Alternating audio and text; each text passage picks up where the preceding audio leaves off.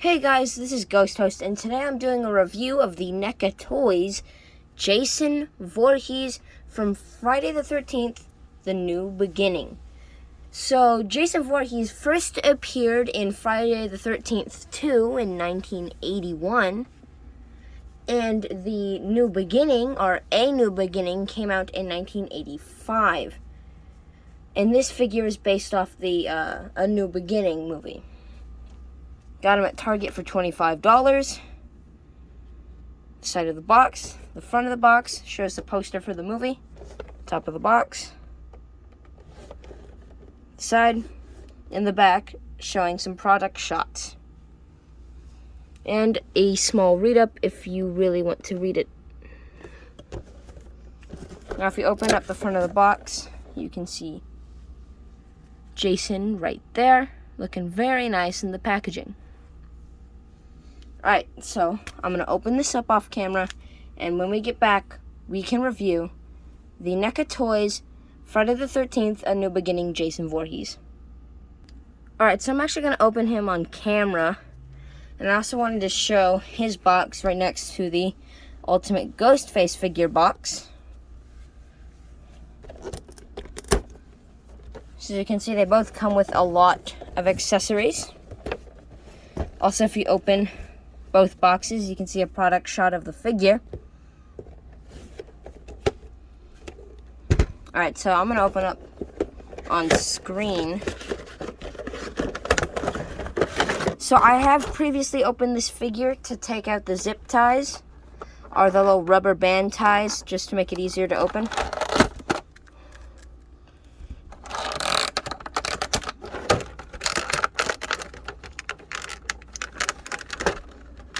This figure does not want to come out.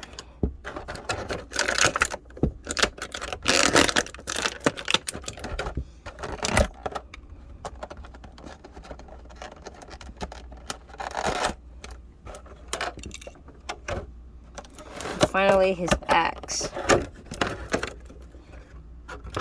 Alright, for accessories, his smallest accessory is his hand. His extra hand, which is split in half.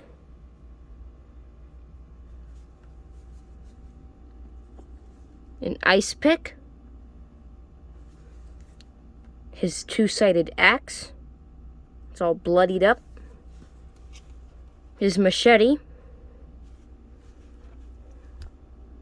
His freshly cut head. His old head. His A New Beginning head, which I really don't like. And his wormy, decayed head. So this guy comes with quite a bit. He comes with a lot of accessories, and I really appreciate that from Neca. Because I want to display him as just a normal Jason Voorhees, which means I'll be putting this head on him, probably. So, don't ask me where each injury was sustained from, what movie it was from. I probably couldn't answer you. I have seen the entire series. It's just been a while. I know, let's see, what's his name again? I don't know the box, is it? Tommy Jarvis, I think, is the one who got the machete in his head, which you can still do. It's on this head sculpt. You can put the machete in there. You can also put the axe in his hand. I think it's the axe that cut his hand in half, but it could be the machete. I can't remember. It's been so long since I've seen those movies. Alright, so let's take a closer look at Jason Voorhees. Here he is. Before we look at articulation or sculpt, let's do some size comparisons, shall we? Alright, here he is next to the Marvel Legends Rhino and the Marvel Legends Pizza Spider-Man. I kind of like how this figure scales with Marvel Legends. I think he scales very nice because he is a very tall character in the movies.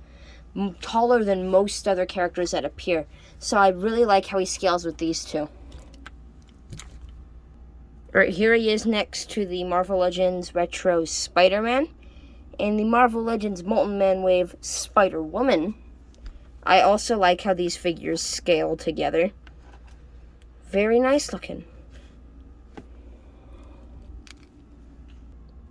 Here he is next to the Jazzwares Fortnite Legendary Series Peely and the Jazzwares Legendary Series Rust Lord figures. These Fortnite figures are small compared to other 6-inch figures, so they don't scale the best, but I still like how Jason looks standing next to them.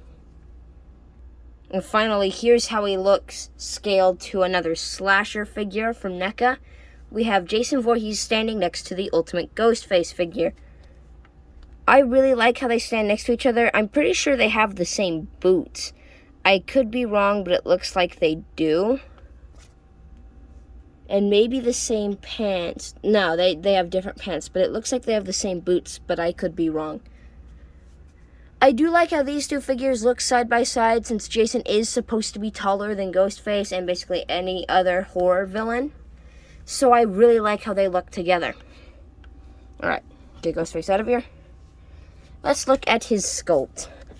So I really like the look of his worm head. My camera isn't the best, so it doesn't pick up all the detail, but it really does look like he is rotted a bit and taken a lot of damage. The sculpt is also really nice. You can see this is a softer plastic shirt. I really like the sculpt and the painted detail. It looks really nice on this figure. It's really great. And then we have his decayed head. Also very nice. His freshly wounded head. This is probably my favorite. You can see all the blood and fresh wounds sculpted and painted right there. It looks really nice. And then we have my least favorite head, whatever this is. I don't know. I'm pretty sure this is from A New Beginning. I really don't like this mask. One of my favorite accessories is the tombstone, or the headstone, technically headboard, I guess, for Jason Voorhees. Sculpted and painted dirt right there. It looks really, really nice. The painting for the blood on the axe is also really nice.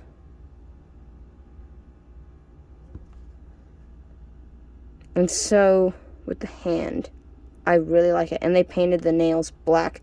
The sculpt is also really nice. To fully appreciate it, you'd really have to get the figure to see just how nice it is. Alright, for articulation, it can look up a really good amount. Down and also a really good amount. Head pivot, a really good pivot. It's on a ball joint, so it works really well.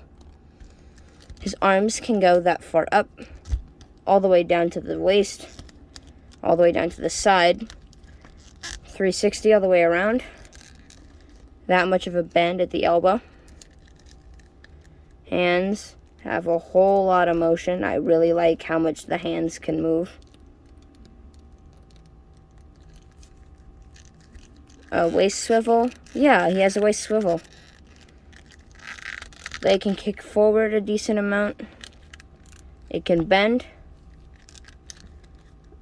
Foot articulation is limited, but he does have some.